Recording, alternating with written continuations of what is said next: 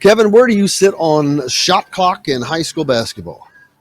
I'd like it. I'd like to see it because I think it would develop um, timing for college. I think it would get the players more ready for the shot clock. But it is interesting strategy. I guess there's some old hardliners. I remember I was talking to a guy. I forget the reporter in Bedford, a longtime reporter who didn't like it. But the whole stall ball idea, the four corners, right? Dean Smith back in the day. See, I don't understand why anybody doesn't like it. It's like, stop. Do you like the cars of today, or do you like the cars 30 years ago that had nothing in them? It's life goes on and life gets better, and that's just part of it. That's part of the game now.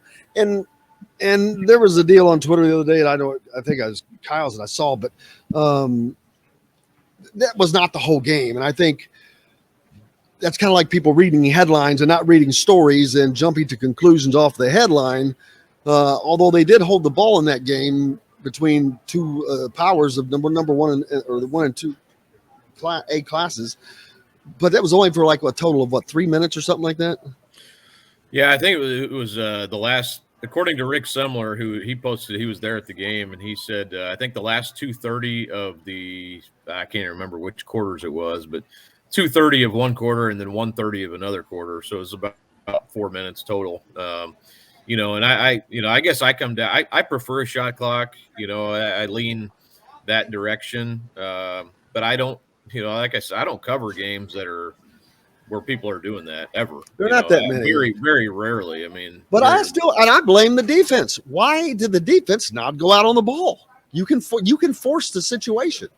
Well, I think so, and people kind of went that direction with it too. But yeah, I guess if you're North Davies in that situation, it's a 2-point game. You're playing a team that's really talented in Linton Stockton, who may have more talent than you. If they're content, making it a 2-point game and just holding the ball, I don't really. It's like, I put more blame on the offense, I guess, because it's like if you're that talented, if you're Linton Stockton, just play. I mean, it's a regular season game too, so I mean, it's not like I agree with Kevin. I think with what Kevin was saying about. I don't mind it in the tournament. If you're a 50-point underdog, why would you try to run with another team that's way better than? I mean, it doesn't make any sense. You're going to do whatever you can do to try to win the game. So if that's holding the ball and making the game shorter, I mean, you got to do what you got to do. But in the regular season, especially with two teams that are that talented, I don't really understand the tactic there. And you have a full house. Full house. People want to come be entertained. It's a basketball, it's entertainment. It's you got great athletes. What are we doing? You can make it 45 seconds too. Maybe that's a compromise too. That way you can hold it a little bit.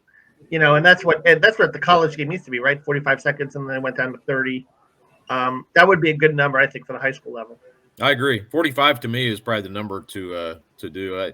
And there's lots of different. I talked to a coach years ago about this, and he said, and I never thought about that, but it's like, why we should credit the defense for being able to guard for that long, and give them a reward. If you can guard for 45 seconds and not give up a basket or a shot or whatever, I mean, you should be rewarded. I actually agree with that. I think that makes sense. And like I said, I prefer really the biggest situation to me is like when a team is trailing by 10 with 5 minutes left. And your only tactic now is to get a steal or foul, and with a shot clock, it at least kind of makes the team play on offense a little bit. You can't just kind of work your offense around. You have to actually put up a shot. So to me, that's the biggest.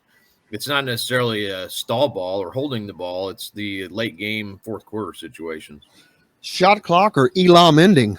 I do like that, but that's not even would never happen. We had Mo Creek was on with this. It was last week or this week, I can't remember, but because he plays in the TBT a lot, and I asked him, I said, "How do you like playing in the games that have the elam ending?" And he likes it. He said, "It's if you're trailing, otherwise you'd have to do fouling, blah blah blah. Man, you just got to play." And yeah. I think it is kind of cool because it's different. I don't have I'm not saying it should be in every league and every division, but I like that it's out there. Yeah, I've enjoyed watching it the times I have. I think it makes it keeps you interested in the game till the very end. I mean, and it's not a free throw fest, or you're not spending so much time at the end of the game that seems sort of irrelevant. You would never have Houston, NC State in '83 if you had the Elam ending, though. You know what I mean? Like, yeah, right. Jimmy Valvano purposely fouling so that Yeah. you could get the Lorenzo Charles ending on the Wittenberg shot, right? Yeah, and that's why that, and especially at the high school level, we'll never see anything like that, and I don't think probably at any real level of basketball. But it's a nice change up. I mean, maybe there's a way to incorporate it into some, something here and there. I think would be fun, but I don't think that's probably ever will happen for real majority of basketball.